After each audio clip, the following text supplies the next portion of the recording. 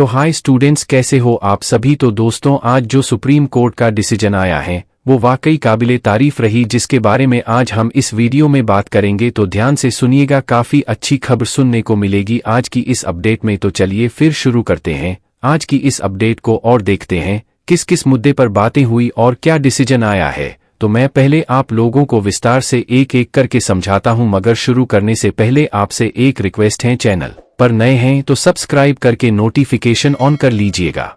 इसी प्रकार की लेटेस्ट अपडेट फ्यूचर में भी देखते रहने के लिए। तो चलिए शुरू करते हैं। तो दोस्तों, भारत के सर्वोच्च न्यायालय ने एक महत्वपूर्ण फैसला सुनाया है, जो शिक्षक भर्ती के लिए national institute of open schooling NIOS द्वारा प्रस्तावित 18 महीने के NIOS DLED डिप्लोमा को अमान्य कर देता है। यह निर्णय उत्तर प्रदेश, बिहार जैसे राज्यों और अन्य राज्यों के इच्छुक शिक्षकों के लिए महत्वपूर्ण निहितार्थ रखता है, जिन्होंने अपनी NIOS DLED योग्यता के लिए मान्यता मांगी थी। मगर आज सुप्रीम कोर्ट के हाल ही फैसले में NIOS द्वारा प्रदान किए जाने वाले 18 महीने के NIOS DLED डिप्लोमा को शिक्षक भर्ती के लिए अयोग्य माना गया है। नवीनतम मीडिया अपडेट के अनुसार इस फैसले से NIOS DLED धारकों के सरकारी शिक्षक बनने की संभावनाओं पर असर पड़ने की संभावना है। सुप्रीम कोर्ट ने अपने फैसले को यह कहते हुए सही ठहराया कि NIOS DLED डिप्लोमा राष्ट्रीय अध्यापक शिक्षा परिषद NCTE द्वारा निर्धारित मानकों के अनुरूप नहीं है।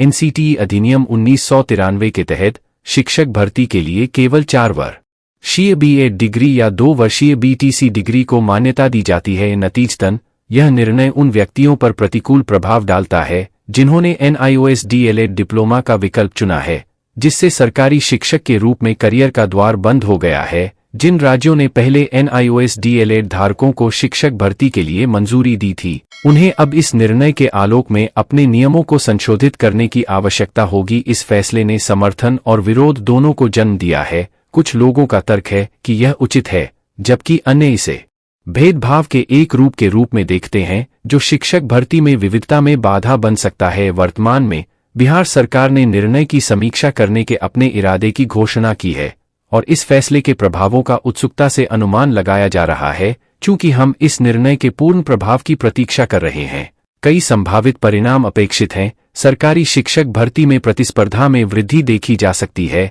क्योंकि BEd और BTC डिग्री धारक प्राथमिक दावेदार बन गए हैं। BEd और BTC डिग्री वाले व्यक्तियों को सरकारी शिक्षक के रूप में पद सुरक्षित करने के अधिक अवसर मिल सकते हैं। NIOS DLED धारकों के लिए कैरियर विविधीकरण।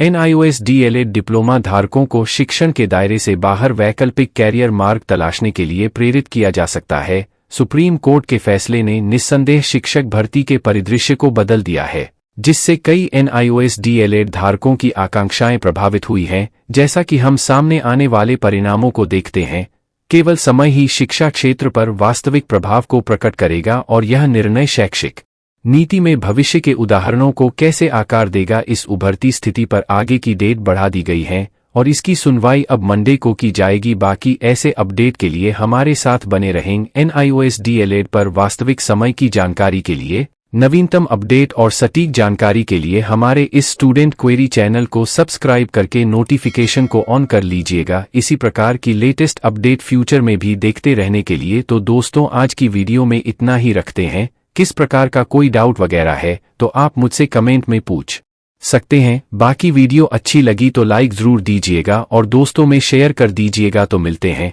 फिर एक नई अपडेट में। आप अपना ख्याल रखिएगा। जय हिंद, वंदे मातरम।